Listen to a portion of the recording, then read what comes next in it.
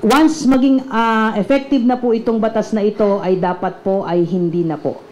Generally prohibited po ang paglalagay po ng tattoo, but since kung ikaw ay nasa PNP na po at nagpatattoo ka po at hindi pa po effective itong particular na batas, yan naman po ay i-regulate natin. So sabi ko nga po, pag naging batas po ito, ay you have to declare ano-ano po ba yung mga tattoo sa katawan mo na nandyan po. But once naging effective nga po na ito, dapat po ay hindi ka na po magdagdag ng additional tattoo, whether that is visible sa labas po, especially kahit nang nandun sa loob, at ito po ay papasok po doon sa indecent na mga tattoos po. Ngayon po, kung ikaw nga po ay may mga tattoo na, ay pumasok ka na nga po, ay hindi naman na po yun ipapabura pa. Kahit visible. Yun po ay dapat po, very clear po doon, kapag ka meron po kayong visible na tattoo, na makiibig sabihin, pag kayo po ay naka-uniforme at nakikita po yan, nakikita yan sa braso, you are given certain period of time para po burahin po yung inyong mga tattoo po. Kahit yung mga existing law enforcement agencies, ano po, yung mga organizations? PNP lamang po ito, sir. Sa PNP lamang po ito applicable itong particular na MC po ina. But sabi ko nga po, ang unauthorized po na mga tattoo po ay MC lang po ito, memorandum circular lamang po ito ng PNP, meaning applicable lamang po ito sa PNP uniform personnel at saka sa non-uniform personnel, and of course doon po sa mga papasok po as patrolman, patrolwoman, kadete po ng Philippine National Police Academy, at yung pong mga papasok po na officer to technical or yung pong lateral entrance po. Policy ng PNP. Policy po ito ng PNP, particularly po ng Memorandum Circular 2024-023 po, or PNP Regulations on Bearing and or Sporting of Tattoos. Naaprubahan po yan noong March 2024, kaya nga po ito ay dadaan pa po ito sa publication as a matter of procedure po. So pag na-publication po yan sa newspaper of general circulation, pati po sa official gazette, after 15 days po, doon pa lamang po magiging effective po yung batas po. So buburahin pa rin? Oo. Kasi pag visible, buburahin siya. Yes po, ma'am. Pero kung ngayon, hindi pa nagpapabura dahil hindi pa naman effective ito o nag-uumpisa. Well, kung ako po yung affected, siguro po ay pwede niya nang umpisahan po siguro. Bakit po ba? Ilinawin po natin yung rasyonale, bakit po natin pinapa-erase po ito. Although for some, sinasabing creative art ito, this is an expression of oneself belief and sa artistic side po nila. But in every right po, there's always a boundaries po. Dito po ay nasa loob po tayo ng uniform service kasi pangit po naman na naka-uniforme po yung mga pulis po natin na tad-tad po ng tato. Kaya nga ang sinasabi nga po, pwede po kayong magtato doon po sa hindi visible po. May mga nakikita po tayo na lumalagpas na po sa mga braso po at hindi po sa paningin po ng PNP leadership po ay hindi po ito maganda. It's not a curtailment of their rights.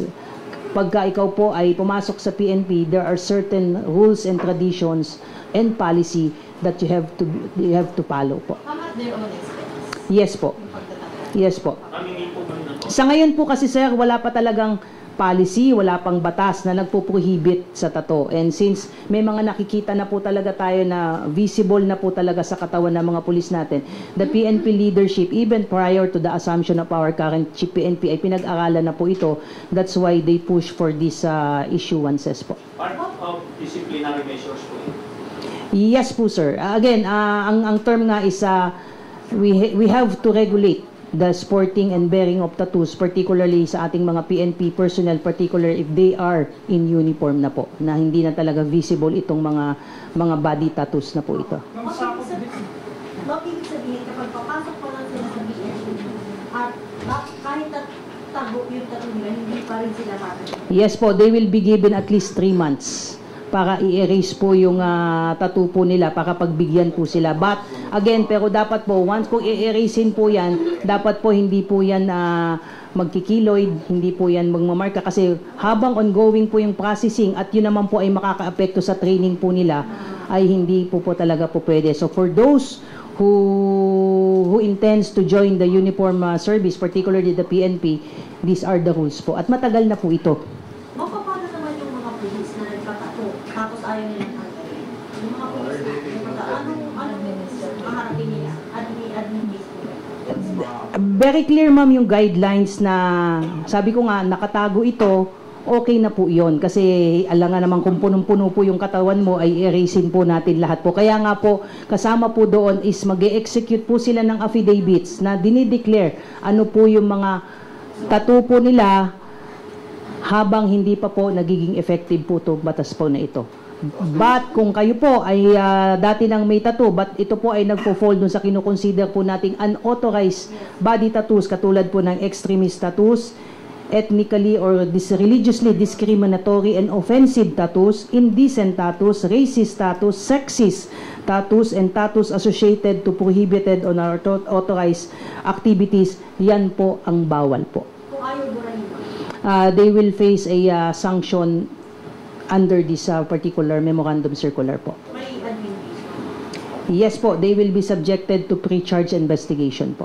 Ang baka lang may magsabi, how can affect ba yung tattoo doon sa trabaho ng isang pulis?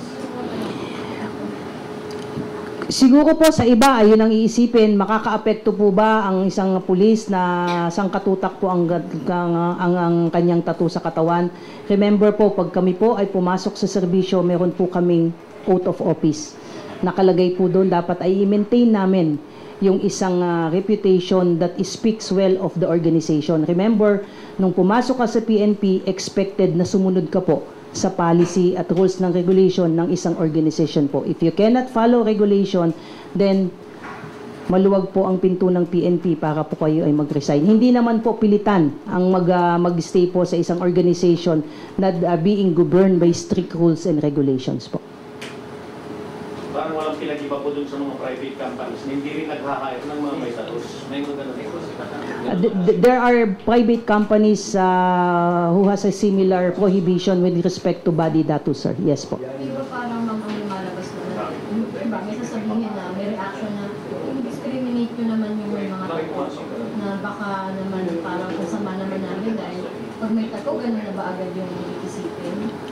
Like we said earlier, ma'am, this particular memorandum circular is applicable only to PNP personnel. For those civilian, ay hindi po panghihimasukan po ng PNP yon kung saan po nila ilalagay yung mga tattoo sa katawan nila, saang parte po, gaano kalaki. But like I said, ang PNP po ay isang uniform organization. There are certain rules and regulation na pagpasok pa po namin sa serbisyo ay malinaw po itong naipapaliwanag. Kung ikaw ay willing magpasakop sa mga alituntunin ng PNP organization, then you are more than welcome po to join our ranks po. But for those na nasa PNP ranks na po, again, continuing po yung ating mga official characters po as police personnel po na dapat may mga, kasi po kung tatanggalin po natin ang mga rules, just can imagine, yung discipline po will wear down po.